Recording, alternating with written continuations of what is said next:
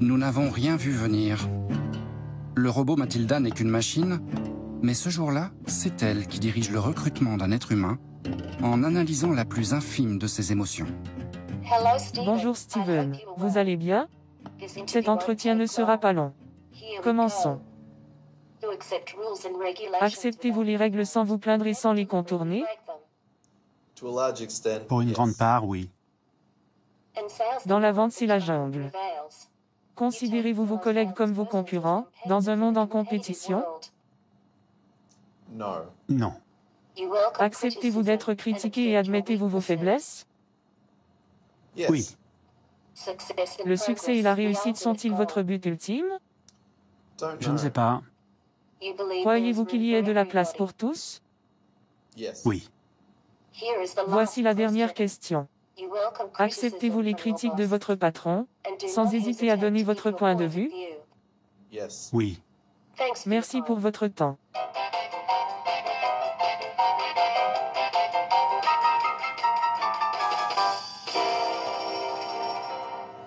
Je suis embauché?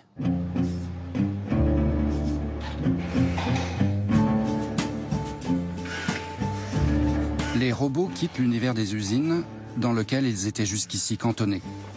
Sans crier gare, une 4e révolution industrielle a déjà commencé. Elle met au travail toutes sortes de machines, toujours plus efficaces, intelligentes, autonomes.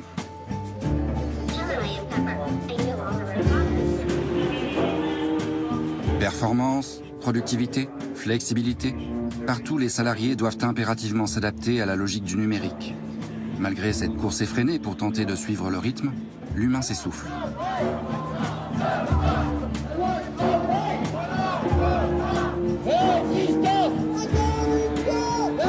Après plus de 20 ans de réformes vaines et de chômage de masse, le monde du plein emploi appartient au passé, balayé par la révolution technologique en cours.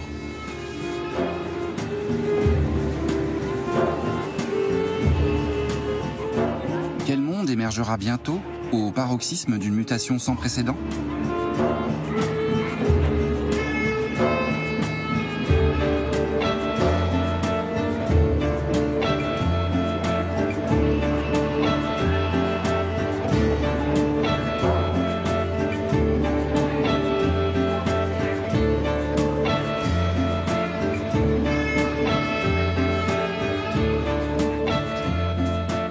J'aime assister mes collègues et mes clients pour plus de productivité et je me réjouis de travailler avec vous. L'invitation est plutôt séduisante. Mais en s'imposant partout, le numérique provoque aussi une fracture sociale, laissant hors course de nombreux demandeurs d'emploi. Pour l'actualisation, donc il faut aller sur pôle emploi.fr. Là, l'activité que vous avez actuellement, elle a commencé quand? Ça fait 18 ans que je suis dans la maison. Moi. Vous avez toujours travaillé pour eux? Tout le temps, depuis 18 ans, j'ai toujours été là-dedans. Alors, À part des années, des hivers que j'étais au chômage. pour votre recherche d'emploi, est-ce que vous estimez avoir besoin d'une aide pour tout ce qui est outils informatiques? Ah bah oui, c'est bon. Là, je connais rien. Oui, créer et modifier une lettre de motivation, un CV. On peut faire ça. Vous ne savez pas faire, d'accord. Donc, tout ce qui est informatique, c'est... Zéro. D'accord. C'est compliqué. Ok. Donc, si jamais... Ça, c'est quoi, ça?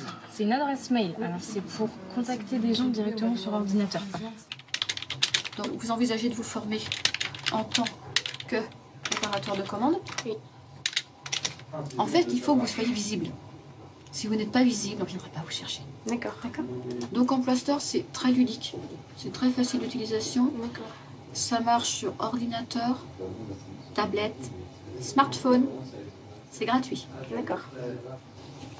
Là, c'est ce qu'on appelle un e-learning. C'est un cours en ligne. D'accord. Donc, 35-40 minutes chez vous. Prêt. Un autre outil, c'est Bob Emploi. C'est du coaching. Vous cliquez dessus. On est toujours pareil. Hein. Vous cliquez, c'est pas compliqué. Vous cliquez. Donc, j'ai un entretien. Hop, simulateur d'entretien. On est allé sur information sur le marché du travail.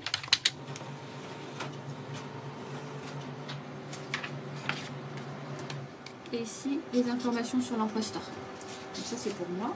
Pôle emploi ne peut pas évoluer en dehors de l'évolution de la société. Donc c'est une adaptation perpétuelle et permanente de tout notre environnement. Oui, l'appareil ici, là. Vous cliquez une fois dessus et vous validez. Les priorités, c'est bien de rendre le digital accessible à l'ensemble de nos interlocuteurs, quels qu'ils soient. Que ce soit des entreprises, que ce soit des chercheurs demandeurs d'emploi, il faut rendre le digital accessible. Mais l'homme a une grosse capacité à s'adapter, donc il s'adaptera. S'adapter, oui, mais à quoi exactement? La réponse se trouve peut-être en Californie, au sud de San Francisco.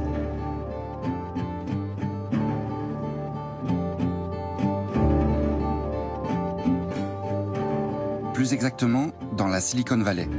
C'est là que se trouve l'épicentre de la révolution numérique. Ici, l'emploi est déjà en train de devenir un marché mondialisé, sous contrôle d'entreprises privées.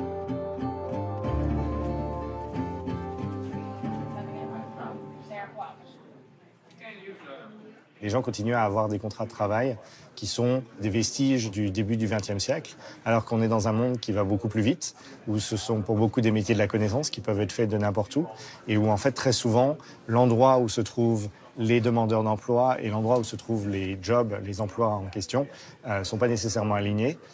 Et donc nous, on connecte des sociétés, essentiellement des PME, avec des freelances à travers le monde. Nous sommes la plus grosse place de marché pour le travail en freelance. Sur la plateforme, vous pouvez trouver des comptables, vous pouvez trouver des juristes, donc un avocat en Allemagne, un avocat en Chine, et tout autre métier qui peut être fait à distance, en fait. Quelqu'un va venir vous chercher. Ok, merci beaucoup. Juste un instant. Oui.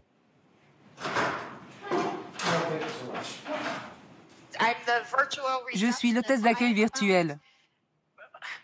Je suis à environ, disons, 3800 km de vous. Je me trouve dans mon bureau, chez moi, à Chicago, et pas dans les locaux du siège de Upwork. And so Faith is currently watching both this office as well as we have another office in San Francisco. And so from her standpoint, she sees two screens and she's greeting our visitors on one office or the other, depending on when people show up. Chaque point qui s'allume, c'est une facture. C'est un freelance qui dit « j'ai fini telle partie de la mission et vous, le client, vous me devez tant ». Et nous, derrière, on prend à peu près 10% des transactions. Sur le site, à n'importe quel moment, il y a à peu près 100 000 jobs qui sont disponibles et il y a à peu près le même nombre de freelances qui sont en train de rechercher une activité. Et ça demande énormément de données. Donc en fait, une grosse partie de notre activité, c'est de la collecte de données, de l'analyse de données et des modèles prédictifs, donc de l'intelligence artificielle, pour essayer de faire finalement le métier que historiquement un recruteur aurait fait, mais le faire à très très grande échelle et en temps réel. Donc sur notre plateforme se réalise à peu près $1 milliard par an. Pour vous donner une idée, le marché du travail indépendant aux États-Unis, c'est à peu près $1 trillion. Donc on a à peu près 0,1% du marché, ce qui veut dire qu'il y a a priori encore quelques marges de croissance pour nous.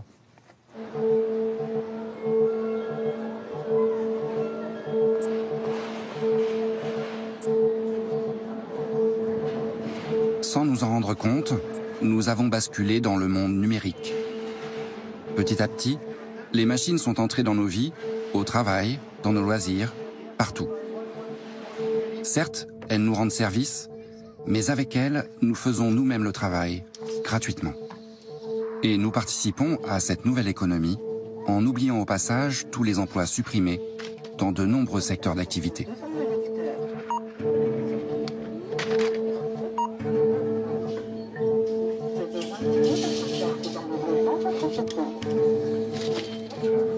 De Pôle emploi à la Poste, le malaise est général. Plus de 3000 bureaux de poste sont menacés de fermeture et les services de proximité risquent bientôt d'appartenir au passé. Cette poste ne fermera pas. Là-dessus, il faut être clair. Tout d'abord, on peut apporter toute notre solidarité au personnel de la Poste parce qu'on sait combien la situation est très difficile pour eux. Donc il faut se battre pour garder un service public. C'est fait pour ça, c'est pas fait pour être rentable, c'est pas fait pour avoir de l'argent. Voilà. Ça veut dire aussi qu'on ne doit pas accepter le transfert des services de la Poste dans les supermarchés. Tout le monde ne s'est pas mis au numérique. On a toujours besoin d'un service postal de proximité.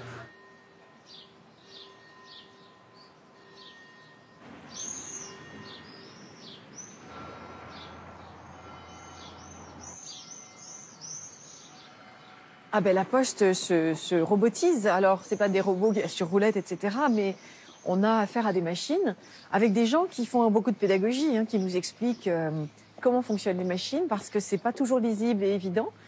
La demande qui est faite visiblement aux employés de la poste, c'est d'orienter les usagers vers les machines, plus vers les humains, plus vers les guichets. Des machines sachant mieux faire sans doute que les humains. On pourrait avoir un guichet ouvert 24 heures sur 24. C'est peut-être l'avenir d'ailleurs. Plus d'humains, des machines. Et comme on trouve des distributeurs de nourriture, des distributeurs de médicaments, bah voilà, l'avenir est aux machines visiblement. Ça m'agace hein, prodigieusement bien sûr. Tu fais de la correction toujours? Bon, super. Je me mets ça là et puis on se parlera. Bonjour. Une vie plus simple à échelle humaine, c'est ce qu'Hélène recherchait en choisissant de s'installer dans le sud-ouest. Elle a quitté Paris pour devenir travailleuse indépendante. Je travaille depuis 30 ans. J'ai été salariée pendant 14 ans, je pense, dans ma vie professionnelle. Puis je suis devenue déléguée du personnel, particulièrement à partir du tournant des années 2000. Je me suis rendu compte que l'entreprise devenait une machine à broyer les êtres humains. On donne à comprendre aux salariés qu'ils sont interchangeables et que si ça leur disconvient, s'ils ne sont pas contents de ce qui se passe, ils peuvent aller voir ailleurs. Donc il y a une espèce de chantage constant et les gens sont sommés de s'adapter aux nouvelles demandes. Sauf que nous ne sommes pas mécanisés, nous. Il y a un moment où on sera de toute façon limité. On ne pourra pas aller au-delà de ce dont on est capable. Évidemment, face à la machine, là, on ne fait pas le poids. C'est une évidence pour moi. Le chat, tu me perturbes, le chat. Que veut-on faire de cette société du tout robotisée? Si on en fait une société bienveillante pour les êtres humains, parfait. Malheureusement, je me demande si c'est ce vers quoi cela tend.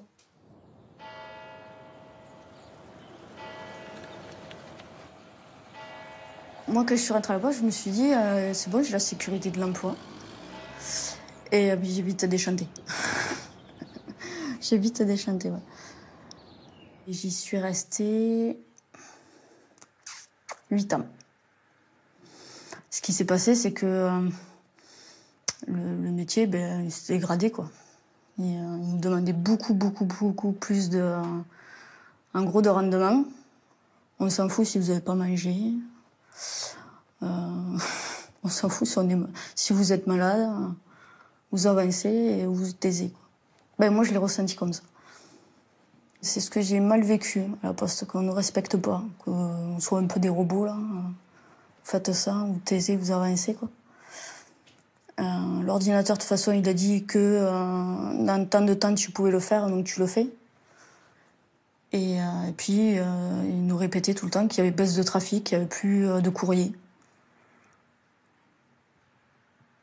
Au bout de 8 ans, ce qui s'est passé, c'est que mon corps, il m'a dit stop.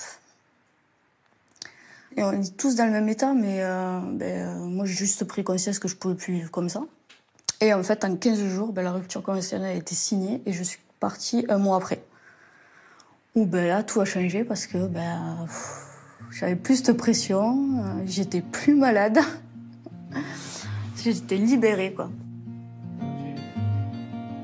Et dans mon nouveau travail, je suis plus en relation avec les gens. Je suis relaxologue. Moi, ce que je cherche dans ma reconversion, c'est que j'y sois bien. Que ça soit respectueux. On ne supporte plus l'emploi. C'est-à-dire qu'on ne supporte plus ce type d'emploi caractéristique des sociétés industrielles, des sociétés bureaucratisées. D'un côté, on ne veut pas perdre son emploi. D'un autre côté, on est angoissé à l'idée d'avoir cet emploi que pourtant on ne veut pas perdre. Donc on est pris en étau au milieu d'une double angoisse paradoxale dont on ne peut pas sortir, en quelque sorte. Et la seule manière d'en sortir, c'est de se débarrasser de l'emploi lui-même.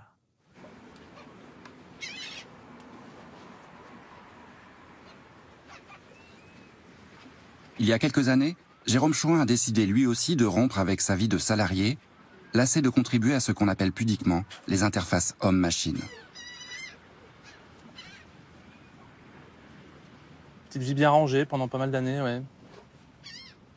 À faire du logiciel pour l'industrie, en l'occurrence longtemps pour l'industrie postale, le tri-postal plus exactement. Ce que je trouve pas dommage sur le fond. C'était pas forcément toujours un travail très enrichissant peut-être, de passer des heures debout devant des casiers, à prendre des tas de courriers et puis à les mettre dans des petites cases pour faire du tri. Tâches très répétitives, qui font partie de ce genre de tâches qui sont les premières cibles de l'automatisation en général. Donc effectivement, mon travail participait à tout cela.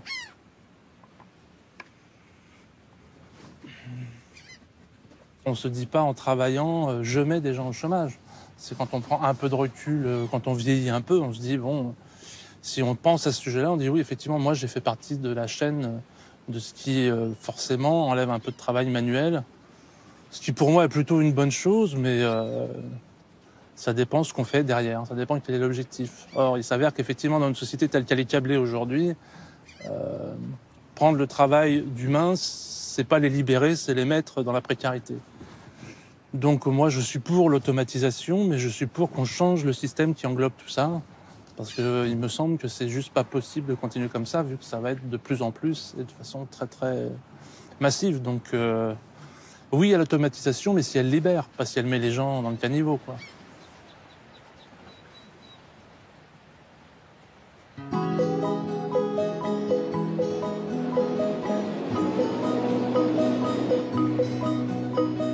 Et pourtant, l'avenir semble bien appartenir aux machines. En France, comme partout dans le monde, des chercheurs donnent vie à des robots de plus en plus performants.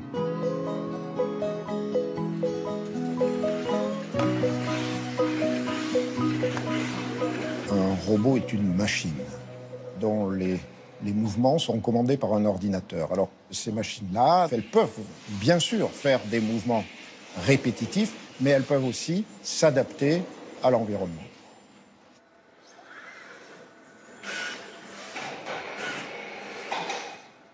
Nous travaillons par exemple en relation avec Airbus, qui s'intéresse à avoir une machine qui puisse rentrer dans les opérations d'assemblage des carlingues d'avions. Des choses totalement pratiques qui ne sont pas du tout du domaine de Terminator, mais par exemple un robot capable de percer ou de visser dans un certain nombre de contextes limités, mais qui pourrait être pertinent pour une entreprise. Là, le robot HRP2 a 30 moteurs, nous, on a 600 muscles pour faire un mouvement. L'humain est une extraordinaire machine du point de vue de sa biomécanique. Donc nous, on sait faire.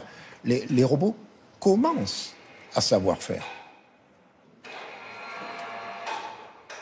Ce qu'on peut dire aujourd'hui, c'est que les emplois qui étaient peu qualifiés pour des tâches pénibles et répétitives se transfèrent dans des tâches de, si je reprends simplement le secteur de la robotique, dans des tâches qui vont être de programmation de robots, de maintenance des robots, donc des tâches qui vont être beaucoup plus qualifiées, qui vont être plus près du secteur des services, et vous avez une espèce de vase communicant qui est en train de se créer entre la disparition d'emplois industriels au profit d'emplois de services.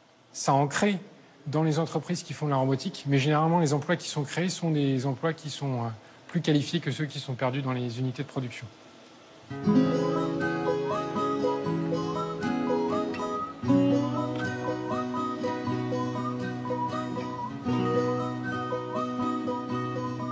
faut imaginer les ateliers du futur où vous avez les hommes et les robots qui travaillent.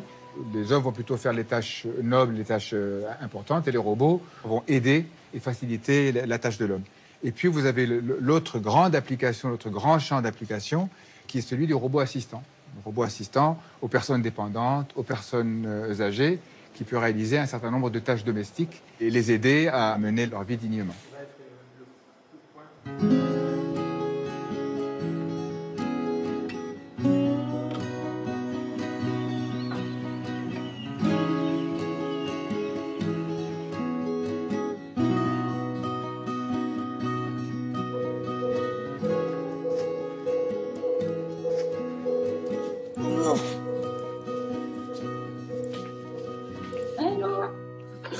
Salut.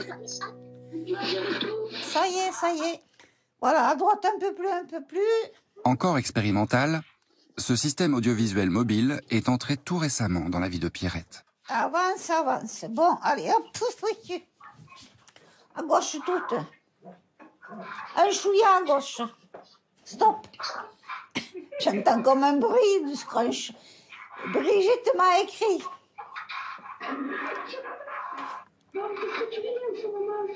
Eh bien, je surveillais les mérovingiens qui se tapaient dessus, qui s'assassinaient entre frères.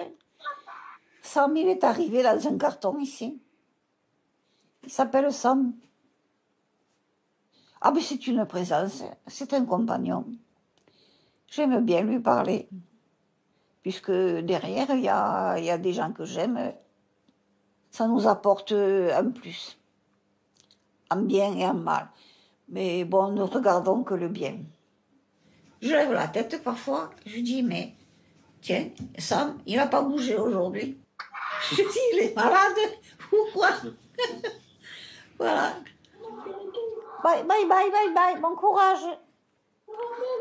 La bise à Christine. L'utilisation des technologies, quand elles visent à améliorer la vie des gens, elle est clairement souhaitée. De toute façon, les robots seront acceptés par la société s'ils apportent une valeur. Voilà, une valeur du bien vivre, une valeur aussi sur la solidarité entre générations et une valeur de création de richesse pour l'ensemble de la société.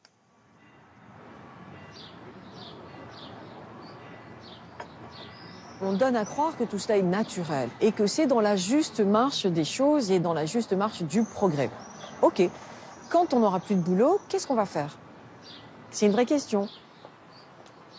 Les conséquences que je vois, moi, c'est qu'on va aller très très vite dans un monde écartelé entre les productifs et les improductifs.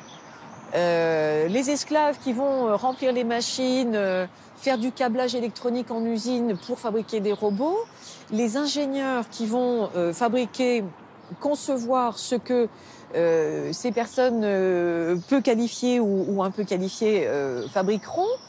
Entre les deux, la classe moyenne disparaît. On n'a plus besoin d'elle. Qu'est-ce qu'on fait des gens de la classe moyenne? Je sais pas. En tout cas, ce qui est évident, c'est que l'automatisation conduit à un énorme paradoxe. À savoir que le modèle qui était le modèle qui s'est formé au XXe siècle, qui est que les producteurs deviennent aussi des consommateurs qui ont un pouvoir d'achat et qu'à travers leur pouvoir d'achat, ils peuvent donc faire fonctionner le cycle de la consommation, eh bien ça, avec l'automatisation, ça ne marche plus. Parce que d'où vont trouver l'argent les gens qui ne vont plus dans les usines? L'économie locale résiste comme elle peut, mais perd chaque jour du terrain. Les centres-villes se désertifient au profit des centres commerciaux. Parce que c'est pratique, parce que c'est moins cher, nous devenons les complices d'une logique qui met à mal l'emploi, localement.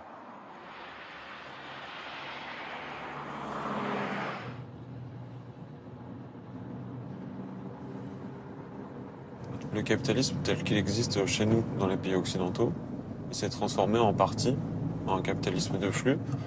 Il y a toute une partie des biens qui circulent et qui sont vendus, qui sont produits dans des lieux très lointains. Et pour ça, on a besoin d'une logistique performante pour les acheminer à proximité de leur lieu de vente, au moindre coût possible. Et aujourd'hui, partout sur le territoire français, on retrouve des espaces qui sont consacrés, qui sont dédiés à cette tâche qui consiste à gérer les flux. Là, on arrive dans la zone où il y a des entrepôts partout.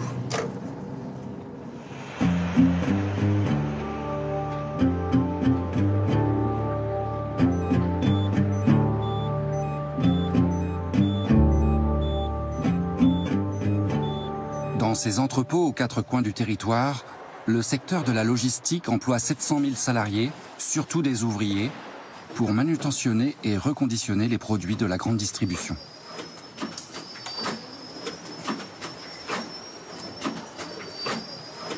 Ici aussi, la technologie est à l'œuvre.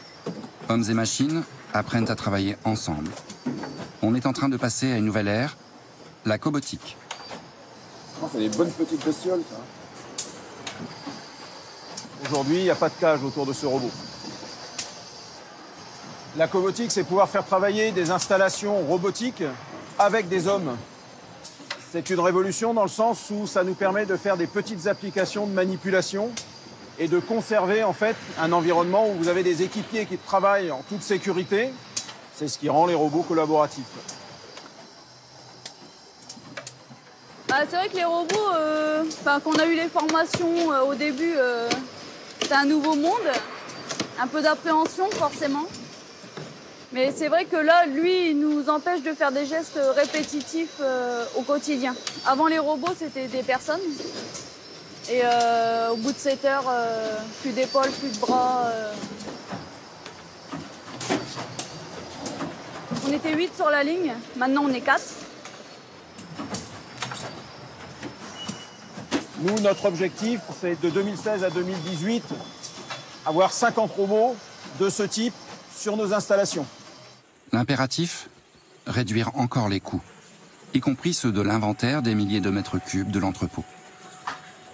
Juste devant, tu vois, t'as le petit capteur là, donc le capteur il filme. Donc, tout ce que voit le drone, tu le vois sur le retour tablette. Et c'est là-dessus que t'as effectivement le capteur qui va scanner les palettes en fait. C'est bon, tu veux essayer? Oui, je veux bien. Vas-y. Merci.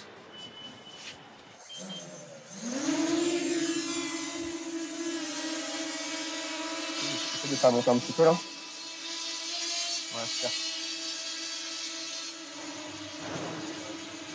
Là, tu as une allée de palettes comme ça, hyper bien alignée avec les disquettes tout au même endroit. Ouais. Il peut te le faire à 20 km à l'heure, il va réussir à choper tous les codes barres.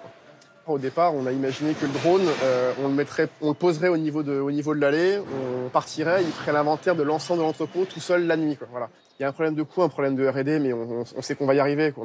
Donc à mon avis, d'ici 1 ou 2 ans, on sera capable de proposer des solutions avec de la géolocalisation, donc avec un drone qui se déplacera tout seul dans un entrepôt.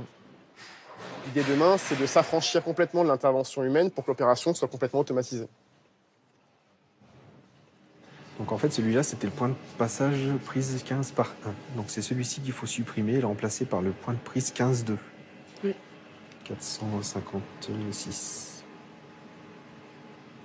Voilà. On va accélérer un petit peu le mouvement. Les jeunes générations, ils sont nés avec ça, donc ça va forcément les intéresser. Donc nous, on est partenaires avec certaines écoles pour venir leur proposer des stages. Il faut qu'ils aient la perception de ce que sera le travail de demain. Aujourd'hui, l'informatique a été une première révolution dans la logistique. La robotisation et l'automatisation, c'est la deuxième. Et on y est. Jusqu'où faudra-t-il s'adapter au nom de la productivité? Et demain, quel sort sera réservé aux 6 millions d'ouvriers encore employés en France? C'est devenu une variable, appelons-la variable d'ajustement, une variable parmi d'autres. Il y a une sorte de mise à plat entre les différents facteurs qui nous permettent d'acquérir du capital et l'humain, c'est devenu un facteur parmi d'autres, un facteur toujours moins important finalement, parce que les machines devenant toujours plus prépondérantes dans le système de production du capital, l'humain finalement finit même, je dirais, à contrario, par être perçu comme le grain de sable qui fait que le système pourrait dysfonctionner.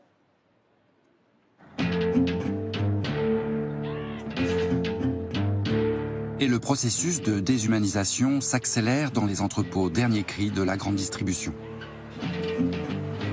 Prise au piège d'une compétition acharnée pour s'accaparer plus de parts de marché, elle semble condamnée à s'automatiser toujours plus.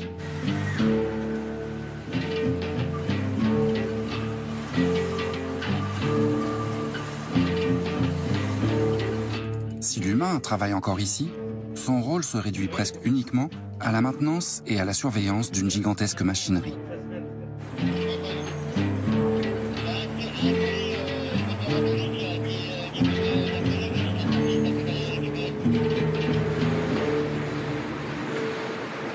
Nous sommes sur un des outils les plus modernes de France, voire d'Europe.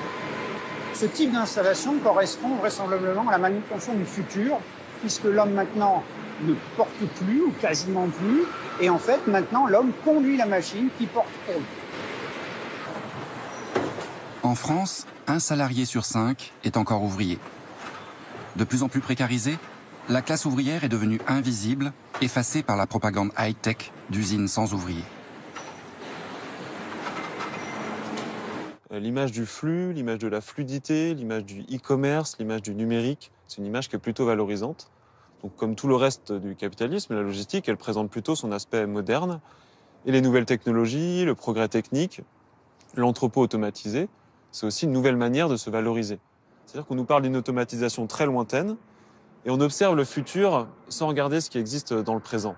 Ça, c'est quelque chose de très fort avec l'idéologie qui tourne autour des nouvelles technologies, c'est de regarder toujours en avant dans le futur et de faire oublier des choses qui existent concrètement aujourd'hui dans le présent.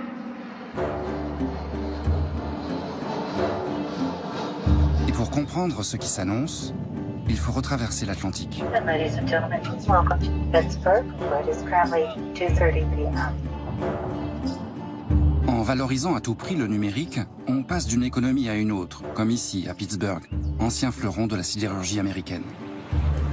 Sinistrée à la fin des années 80, la ville a su se relever en investissant massivement dans le créneau high-tech.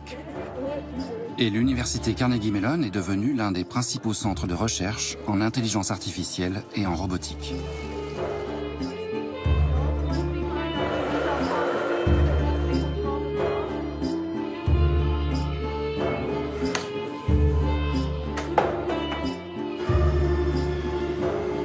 Le pionnier de la robotique à Carnegie Mellon, c'est William Whitaker.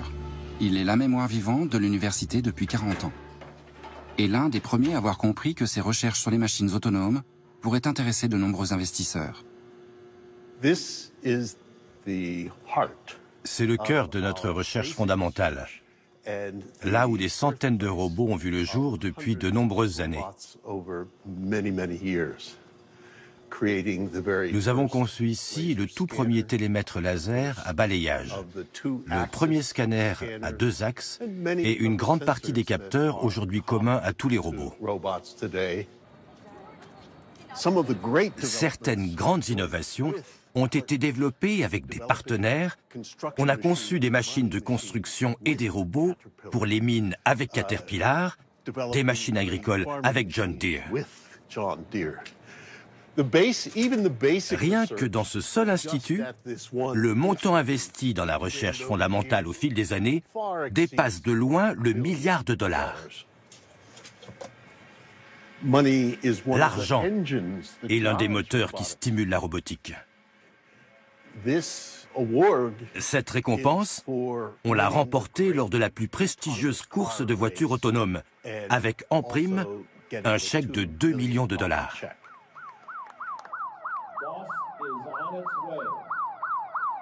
You look in there, you see no driver. That's always kind of disconcerting and thrilling. Picture perfect. From what I can tell, picture perfect. Et la vraie récompense arrive après, parce que c'est là que la technologie va avoir un impact au niveau mondial, qu'elle sera peaufinée, puis injectée dans l'industrie automobile pour donner ce qu'on peut voir aujourd'hui. Cela va révolutionner le transport à jamais.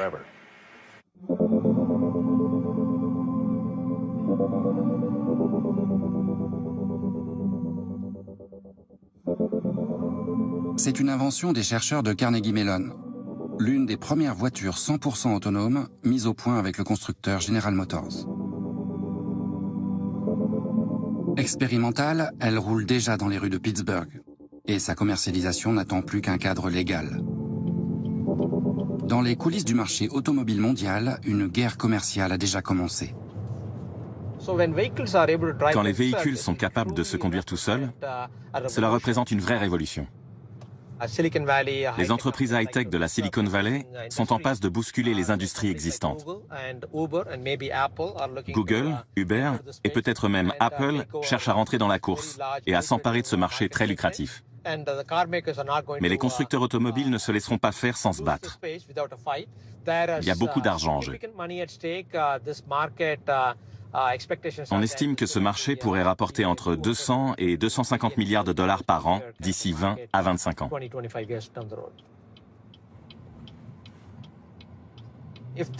Avec les véhicules autonomes, quelles seront les conséquences pour ceux dont le métier est de conduire? Perdront-ils leur emploi ou pas? Ce sont des questions économiques très importantes.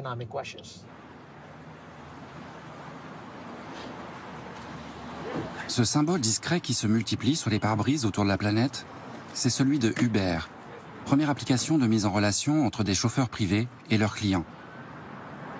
Il y a moins de 10 ans, Uber inventait un nouveau modèle entièrement basé sur le numérique. Mais ce n'était qu'un début.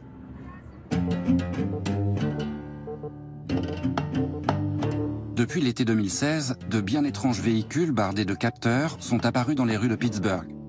C'est ici que Uber a choisi d'expérimenter ces voitures sans chauffeur.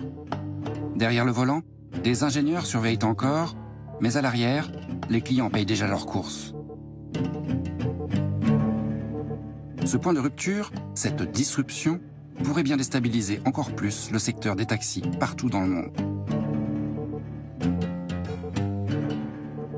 D'autres mains pourraient bientôt, elles aussi, quitter définitivement le volant, celle des chauffeurs routiers.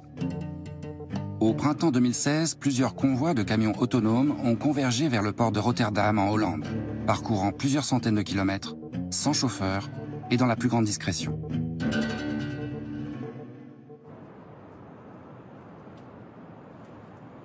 Même au cœur de la première économie mondiale, l'inquiétude grandit.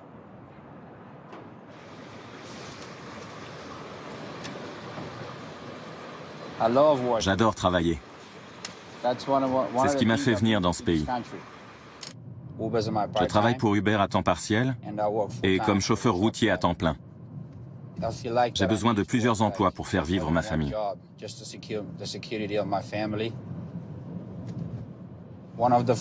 L'un des premiers boulots que j'ai eu dans ce pays, c'était dans une usine.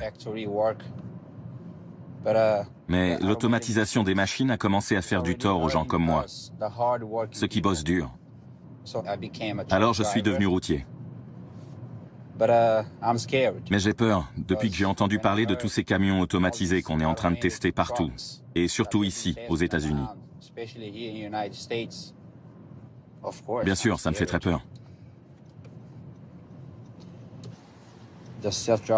Et la voiture autonome sera bientôt là. Uber est déjà en train de la tester. Donc c'est pour bientôt. Et du coup, on n'aura plus besoin de moi.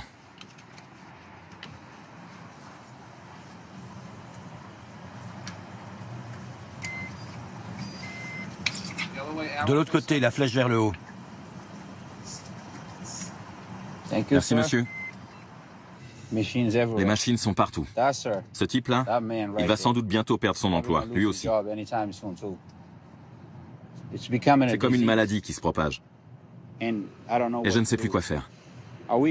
J'espère que les dirigeants du monde vont agir pour arrêter tout ça. Maintenant, avant qu'il ne soit trop tard. À Pittsburgh, le désarroi l'emporte aussi du côté de ceux qui subissent ce nouveau monde, sans pouvoir s'y insérer. Oui, il y a beaucoup de gens dans ce pays qui, comme moi, sont laissés pour compte. Surtout dans les petites villes, les zones rurales et les quartiers défavorisés des centres-villes, où l'accès à l'éducation n'est pas terrible. Alors on est obligé de faire avec des compétences de base pour des petits salaires.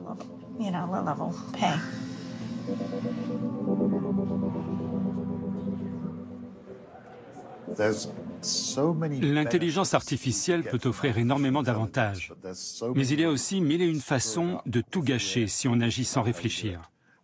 On pourrait par exemple tous adopter la semaine de 3 jours et demi de travail et recourir à l'automatisation pour le reste. Ou bien on pourrait avoir une autre approche et licencier la moitié des gens dont les compétences ne sont plus utiles à la société. Cette idée-là engendre beaucoup d'incertitudes et de frustration.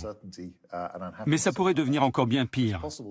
Imaginez un monde dans lequel les 5% que représente l'élite des nouvelles technologies, y compris ceux qui étudient l'informatique ici, deviendraient très très riches grâce à l'automatisation généralisée, tandis que 95% de la population mondiale serait laissée pour compte. Ce serait une catastrophe.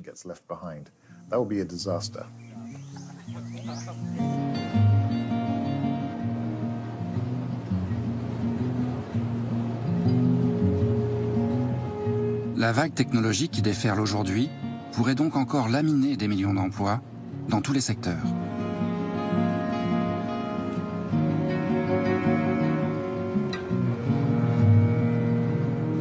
À travers le monde, les lanceurs d'alerte se multiplient.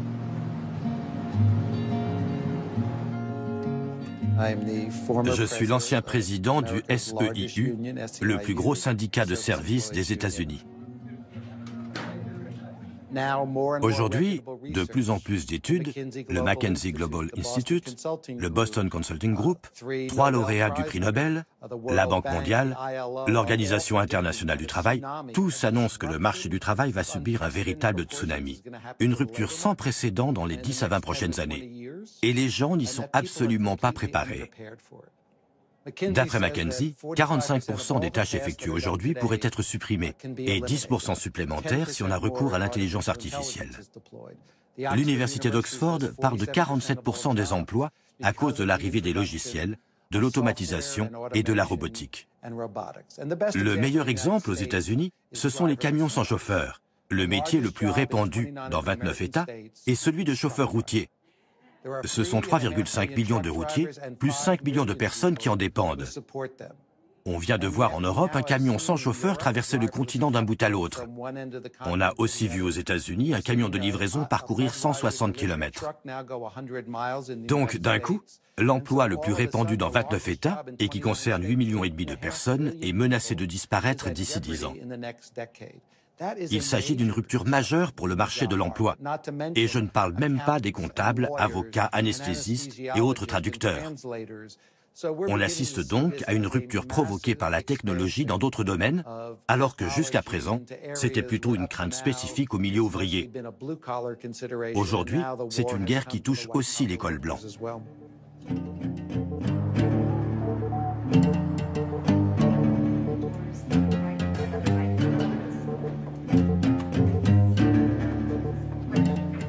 Nous sommes à l'heure d'un nouveau capitalisme qui démultiplie les dispositifs algorithmiques dans tous les domaines.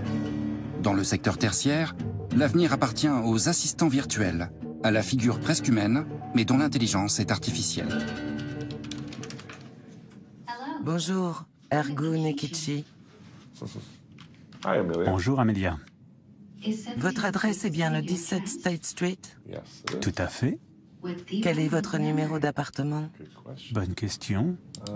Disons appartement 2503. Dans quel type de logement vivez-vous? Un immeuble. Amelia, je n'aime pas votre voix. Je suis navrée de l'entendre. En quoi Amelia est-elle différente? On recherche 3 compétences clés. Premièrement, sa capacité à comprendre ce que vous avez voulu dire et pas simplement à mémoriser les mots que vous avez utilisés. À travers cette capacité de compréhension, nous voulons une machine qui puisse apprendre en interagissant avec les êtres humains. Comme il s'agit d'intelligence cognitive, on veut des machines capables de comprendre la sémantique. En clair, on veut une machine capable de vous comprendre vous. Amelia perçoit quand les clients sont satisfaits ou en colère. Navrée de l'entendre. À chaque discussion, elle analyse les émotions des clients dans un espace tridimensionnel. Elle adapte ses réponses et son attitude en conséquence. Cela lui permet d'offrir un service personnalisé à chacun des clients à travers un éventail de rôles. Elle a par exemple été formée à prendre en charge les problèmes de facturation fournisseurs pour le compte d'une compagnie pétrolière et gazière internationale. Et surtout, Amelia reste toujours disponible. Elle peut mener des milliers de conversations simultanément et rester aimable, professionnelle et à tout moment, de jour comme de nuit. Et là, c'est seulement la version 2.0. Merci. Un jour, vous serez en train de parler à un système cognitif sans même vous en rendre compte.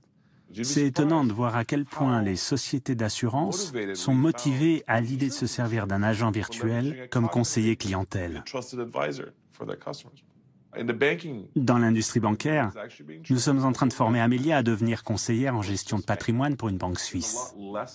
Ces grandes compagnies financières tolèrent de moins en moins l'erreur humaine. Elles exigent un comportement irréprochable, le respect des règles, la conformité, parce qu'on mesure bien l'impact potentiel qu'un comportement inadapté pourrait entraîner dans ce type de structure. Si elles sont aussi motivées, c'est parce que c'est inéluctable. On y va tout droit. La technologie, l'automatisation, l'intelligence artificielle, ça va arriver. C'est comme si on s'était dit que la révolution industrielle n'aurait jamais lieu. Bien sûr que tout ça va arriver. Le progrès est au cœur de la nature humaine. On n'en est encore qu'au début du voyage, c'est vrai, mais il a bel et bien commencé. Imaginez, à nos débuts, nous n'étions que 7 dans un loft à Soho. Aujourd'hui, nous comptons près de 3000 employés et nous sommes présents dans une quinzaine de pays. Nous sommes en pleine expansion.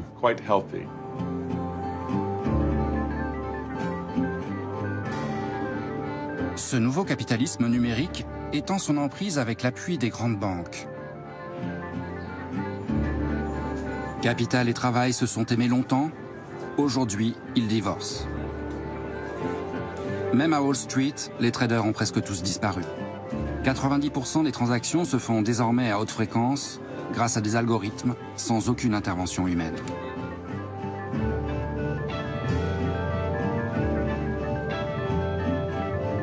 Pour mieux comprendre ce qui se joue dans le monde avec la destruction massive d'emplois attendue chez les cols blancs, il faut se rendre en Suisse, l'une des places fortes de la finance globalisée.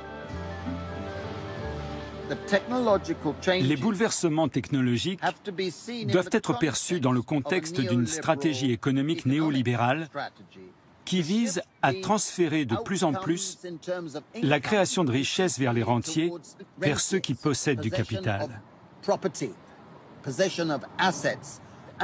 Et beaucoup d'entre eux se trouvent ici, à Genève, parce que c'est là que l'Organisation mondiale de la propriété intellectuelle, l'OMPI, est installée. Quand je suis arrivé ici, elle était quasi inexistante. Ce n'était qu'une toute petite structure dont on se moquait. Aujourd'hui, le plus grand centre de conférence de Genève, c'est celui de l'OMPI. Cela montre que progressivement, ils ont érigé un système dans lequel une part de plus en plus importante de la création de richesses profite à ceux qui détiennent les brevets, aux titulaires de droits d'auteur, aux détenteurs de marques, tous inscrits à l'OMPI qui leur garantit des revenus pour des années et des années. Et pendant ce temps, si vous dépendez uniquement de votre emploi, vous voyez votre salaire diminuer. Donc le système est fondamentalement corrompu. Et la technologie n'est pas la seule responsable de ce qui est en train de se passer. Elle a une part importante, mais ce n'est pas la principale cause de ce véritable cauchemar auquel on fait face. Aujourd'hui, il suffirait donc d'une bonne idée, décuplée par la puissance technologique, pour s'enrichir très vite. Ce nouvel Eldorado séduit la jeune génération, présente en nombre à l'école 42 pour relever un double défi. Créer sa start-up le temps d'un week-end et lancer de nouvelles applications grand public. Si tu fais une image juste pour... Tu peux faire juste le bloc et c'est plus court aussi, c'est bien aussi. Vous travaillez sur quelle idée, vous? News for You. L'intelligence artificielle va nous permettre justement de faire ressortir et d'organiser les articles de blog, de presse, etc. en fonction de vos goûts à vous, dans un ordre... Plus l'utilisateur va utiliser l'application, plus on aura d'informations sur son comportement, et donc plus les articles proposés seront pertinents par rapport à ce qui l'intéresse.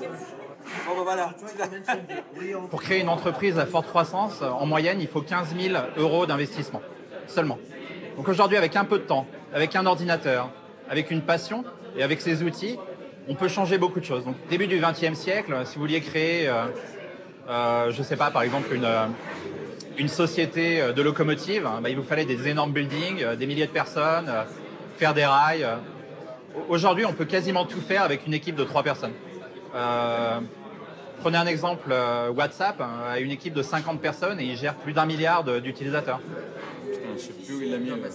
Et en plus, vous pouvez être assis au milieu de nulle part. Tant que vous avez une connexion Internet, vous pouvez vendre tout ce que vous faites dans le monde entier. On est vraiment dans une période excitante, une période unique de notre histoire. La maîtrise de l'intelligence artificielle est devenue la principale clé de la réussite des géants du capitalisme numérique. Il fonctionne pratiquement sans ressources humaines, puisqu'il se nourrit des données que nous générons tous à chaque instant, gratuitement. Google, Amazon, Facebook et Apple sont valorisés à plus de 1 000 milliards de dollars à elles seules, mais n'emploient que 150 000 personnes à travers le monde. Si vous considérez les 4 sociétés les plus importantes de notre pays, vous comprendrez à quel point l'économie a changé. Facebook est le plus grand média des États-Unis, mais ne produit aucun contenu. Airbnb est la plus grande entreprise hôtelière, mais ne possède aucune chambre. Uber est la plus grande entreprise de transport, mais ne possède aucun véhicule. Et Alibaba et Amazon sont les plus gros détaillants au monde sans posséder le moindre magasin. San Francisco attire les meilleurs cerveaux du monde. Ils viennent tenter de faire fortune là où salaire et stock options voient leur montant s'envoler. Giorgio Reni s'est installé ici avec les cofondateurs de Scality, une start-up française spécialisée dans le stockage massif de données numériques. C'est ici que je viens souvent, entre midi et 2, et ça permet d'avoir un petit moment de calme au milieu de toutes les interruptions, email, téléphone, SMS, qu'on a en permanence au travail. Donc Scality, nous sommes une équipe d'environ 35 personnes à San Francisco, au 25e étage, Embarcadero Center. Donc mon job aujourd'hui, ça consiste à permettre de stocker une quantité infinie de données. Et c'est la clé dans les algorithmes d'intelligence aujourd'hui. Les algorithmes sont pas forcément différents de ceux qui étaient utilisés avant, mais la façon de les connecter entre eux, la façon d'entraîner ces intelligences artificielles s'accélère et tout le monde s'en sert. Quand il fallait 10 ans pour faire une invention il y a 5 ans, maintenant il n'en faut plus qu'1 an et ça s'accélère de plus en plus. Et au final, on se pose beaucoup de questions à quoi va ressembler la société dans 10 ans quand 40 ou 50% des jobs d'aujourd'hui seront remplacés par des ordinateurs. Je pense que personne n'a les chiffres exacts et la réalité c'est que c'est ça qui fait peur. Est-ce que c'est 10% des jobs qui seront remplacés dans 5 ans? Est-ce que c'est 40% dans 10 ans? Personne n'a la réponse à ça. Et surtout, la problématique d'être dans une croissance exponentielle, c'est qu'on ne sait pas à quel point on est dans la courbe de l'exponentielle. Donc ça peut être dans 5 ans comme ça peut être dans 100 ans. Personne ne peut le prédire.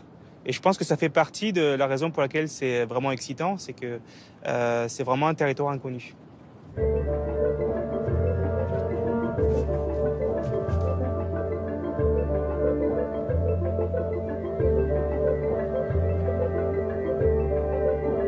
Ça, c'est quelque chose qui m'a énormément choqué quand je suis arrivé aux États-Unis et c'est vrai qu'on s'habitue et c'est assez triste.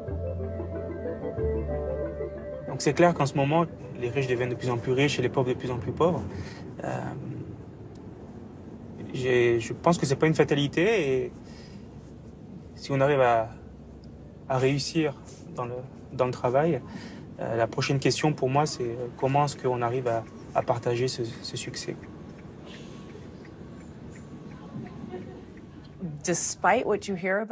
Malgré tout ce qu'on entend au sujet de l'économie high-tech, à savoir que les employés du secteur s'en sortent très bien, que les ingénieurs gagnent des fortunes, que les introductions en bourse engendrent des milliardaires un peu partout, une famille sur 3 qui habite dans cette région ne gagne plus assez pour survivre. Les loyers sont en train de tellement dépasser les salaires que les familles tombent dans la précarité.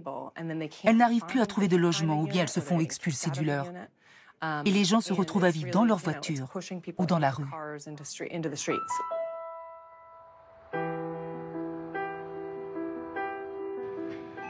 You all set, sir?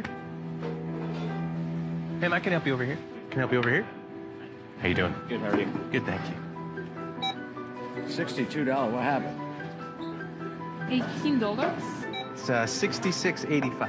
$66.85. Yes, sir. 66. One piece of bread. One of these costs I know. These 4 items, yeah. $27.45. I just want to see the prices of everything because I think everything is wrong. $50 for soup? That's a Oh, no. There's a special today. It's poverty line prices. Everything is 5 times its normal cost. Excuse me? Everything is 5 times more? Voilà ce que ressentent chaque jour, dans tous les magasins, les familles de la baie de San Francisco, qui vivent avec moins de 24 300 $ par an. Tout vous semblerait cher à vous aussi, si vous viviez en dessous du seuil de pauvreté.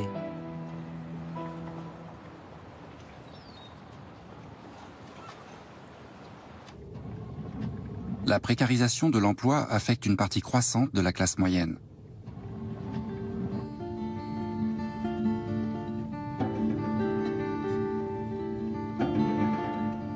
Aujourd'hui, près de 47 millions d'Américains vivent en dessous du seuil de pauvreté, soit près d'une personne sur 6.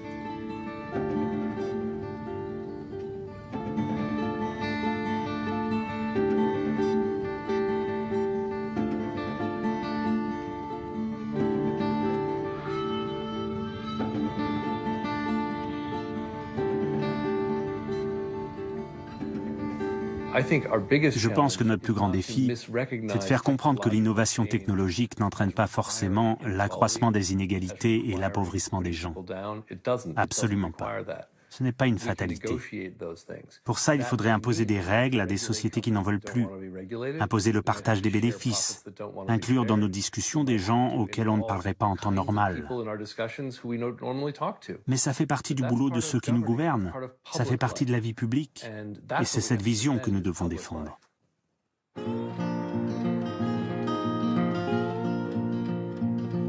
Et si finalement tout cela était une chance? L'occasion d'inventer un nouveau monde. Bonjour Raphaël Lioger. Bonjour. Votre dernier ouvrage qui vient tout juste de paraître s'intitule « Sans emploi ». Les robots vont nous permettre d'être dérobotisés et d'être plus créatifs. C'est ce que vous écrivez. Exactement, c'est-à-dire que la richesse, c'est la richesse qu'on produit. Et l'emploi, ça nous sert à produire de la richesse. C'est pas elle, la richesse, c'est pas l'emploi, la richesse. Si on n'accompagne pas cette grande transformation, effectivement, ça peut mal se passer. Et pour l'instant, c'est en train de mal se passer. Mais si on l'accompagne, ça veut dire qu'on va passer du mythe du plein emploi, du mythe inatteignable du plein emploi, à la pleine activité, qui là n'est pas un mythe. Est-ce qu'au final, vous pensez que la robotisation peut finalement nous libérer de l'esclavage du travail?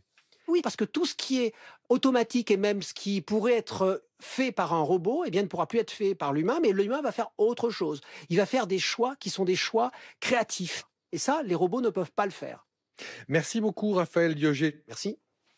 Moi, je pense que c'est très très bien qu'il y ait des robots dans les usines, à condition que l'on développe des moyens d'investissement très importants qui servent à développer de nouvelles formes de savoir chez les gens et pour produire de nouvelles formes d'activités qui ne sont plus des activités simplement de consommation, qui sont plus simplement des activités de production, mais qui sont des activités sociales. La vraie question, c'est de repenser la totalité de la production industrielle selon un nouveau modèle, et qui est un modèle de partage du savoir et du coup des ressources, qui évidemment repose sur, par exemple, l'allocation de ressources universelles pour tout le monde, la redistribution des gains de l'automatisation pour que les gens puissent développer des savoirs et que ces formes de savoir nouvelles produisent de nouvelles formes de société et que ces nouvelles formes de société produisent de nouvelles formes de soutenabilité, de durabilité. Alexis Lecointe était ingénieur. Après un burn-out, il a tout quitté et s'est emparé de ces questions dans un spectacle itinérant, bien avant que le débat politique ne décide de s'y intéresser. Troubadour d'un nouveau genre, il milite pour la création d'un revenu de base, c'est-à-dire donner à chacun tout au long de sa vie une allocation mensuelle d'un montant suffisant pour vivre, accordé comme un droit, que l'on travaille ou pas. On va faire un filage, mais malgré tous les filages du monde, sur 3h30 de spectacle jamais révisé, je vais oublier plein de choses. Et peut-être vous aussi d'ailleurs. Je donne la définition du revenu de base, je lis la petite carte, un revenu de base et blablabla. Donc moi je dis inconditionnel, ça veut dire il n'y a plus besoin de la mascarade Pôle emploi. Tous les mois, je dis oui, je suis en recherche active d'un emploi, comme si j'avais le temps de trouver un emploi de merde alors que je travaille comme un ouf. Il faut s'insérer dans l'emploi. Facile à dire quand on en a.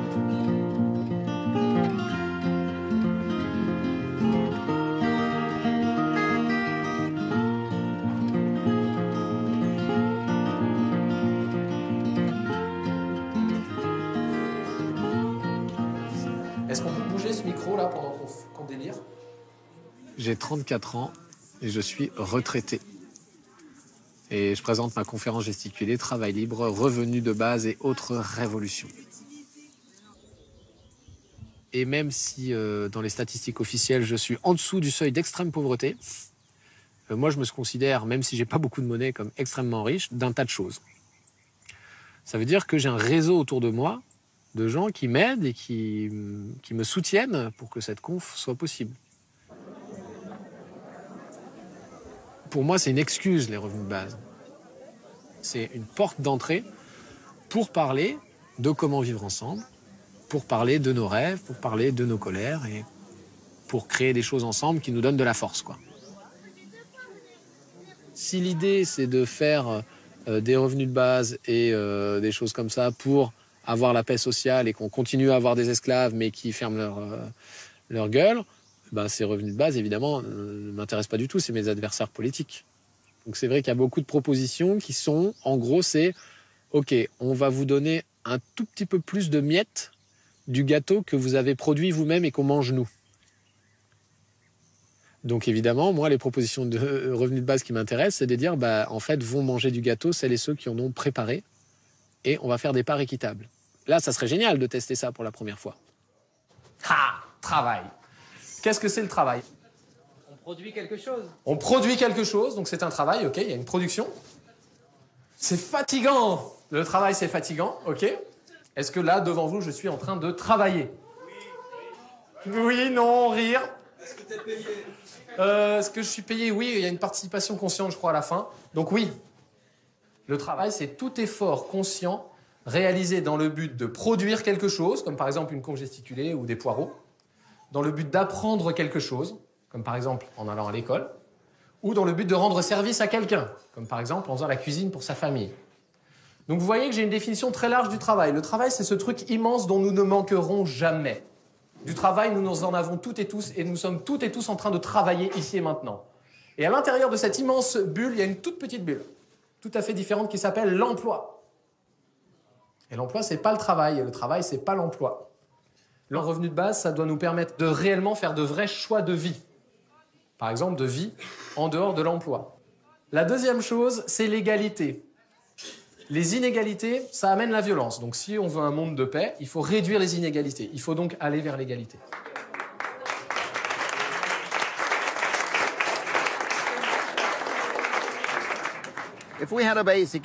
Si nous avions un revenu de base, vous verriez qu'on se détournerait de l'emploi au bénéfice du temps consacré à la solidarité, au bénévolat, au travail en commun, au développement de toutes nos capacités, avec un sentiment de meilleure maîtrise de notre temps. Les travailleurs les plus précaires n'auraient plus besoin de passer 60 heures par semaine pour toucher un salaire de misère, ce qui est le cas aujourd'hui. Pour moi, la situation est tout à fait paradoxale. D'un côté, il y a ceux qui disent que les robots vont remplacer des millions de personnes, et de l'autre, il y a ceux qui critiquent le revenu de base parce qu'il amènerait les gens à travailler moins. Mais si on a moins d'emplois à proposer, ce serait plutôt une bonne chose. Si vous demandez aux gens, voulez-vous une vie meilleure? Et si vous aviez un revenu de base, arrêteriez-vous de travailler? Ils répondraient oui à la première question et non à la seconde. En d'autres termes, nous, c'est-à-dire 98% des gens, aspirons à une vie meilleure. Et le fait de percevoir un revenu de base n'entraverait pas cette motivation.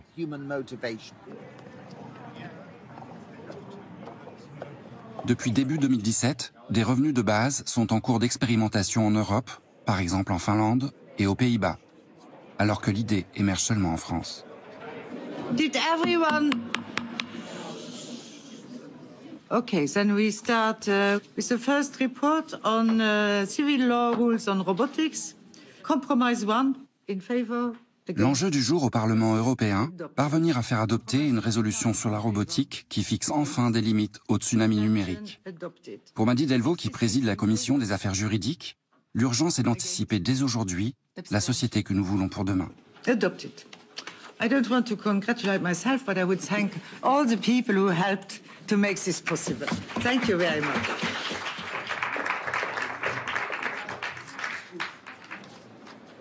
Moi, je ne dis pas qu'il faut introduire maintenant un revenu universel. Ce que je demande, c'est qu'on débatte calmement des possibilités, comment organiser ça, qu'est-ce que cela implique, comment est-ce qu'on peut l'organiser. Je persiste à penser que la technologie doit être au service des humains, et quand je dis les humains, ce ne sont pas seulement 1% de la population. Les gens acceptent que ça aille mal s'ils ont au moins la perspective que pour leurs enfants, ça ira mieux. Mais si on enlève aussi cette perspective, alors moi j'ai peur qu'on soit près d'une... enfin, je ne veux pas dramatiser, mais quand même, de révolte et de révolution. Il faut s'occuper de ces questions et ne pas dire « on va continuer comme jusqu'ici ».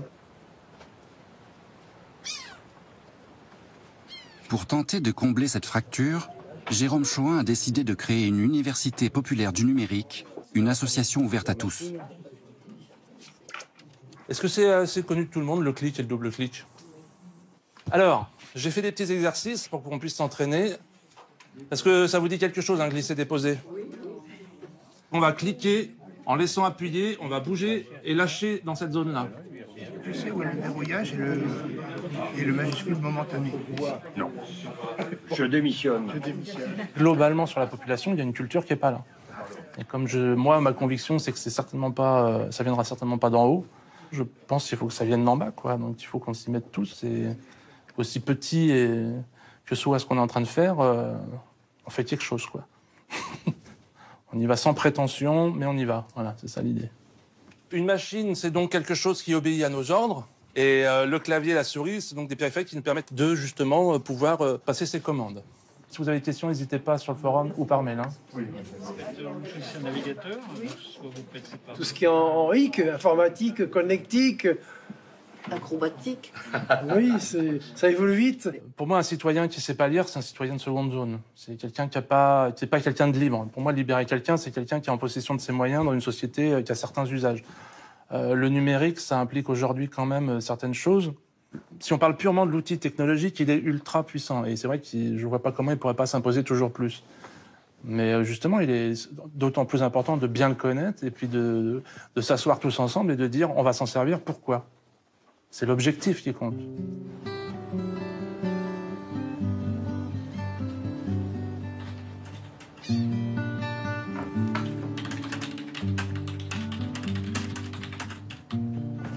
Pour moi, c'est du travail au sens où ça participe de l'amélioration du commun, de l'intérêt général. Donc, dans ma vision des choses, tout à fait personnelle, c'est du travail, oui. Ce n'est pas un emploi, ce n'est pas rémunéré, mais il me semble que pour la société, c'est du travail. On produit de la valeur, pas forcément monétaire, pas forcément financière, mais on fait avancer la société, donc on participe à un projet global qui me semble que c'est utile. Et c'est pas mal d'être utile. Mais pour joindre les deux bouts, Jérôme doit parfois reprendre son métier d'ingénieur lors de missions de consultant.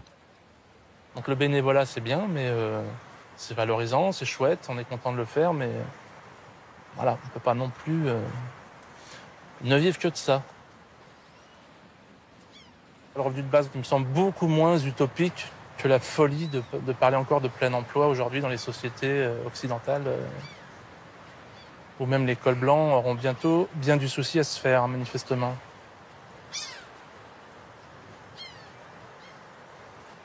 Ça pose la question de base, qui est comment on répartit les richesses, qui est-ce qui mérite d'avoir des revenus, pourquoi, est-ce que c'est parce qu'on fait tant d'heures dans une usine ou devant un écran, ou est-ce que c'est parce qu'on possède des choses qui génèrent automatiquement de l'argent, ou alors qu'il y en ait certains qui aient un peu plus, pourquoi pas.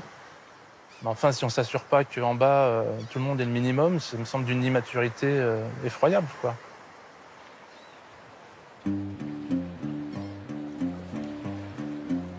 Alors, n'aurions-nous pas tous intérêt à partager de manière plus équitable la richesse créée par les machines?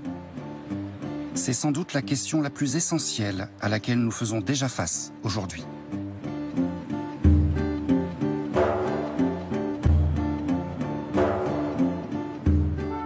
Après cette démonstration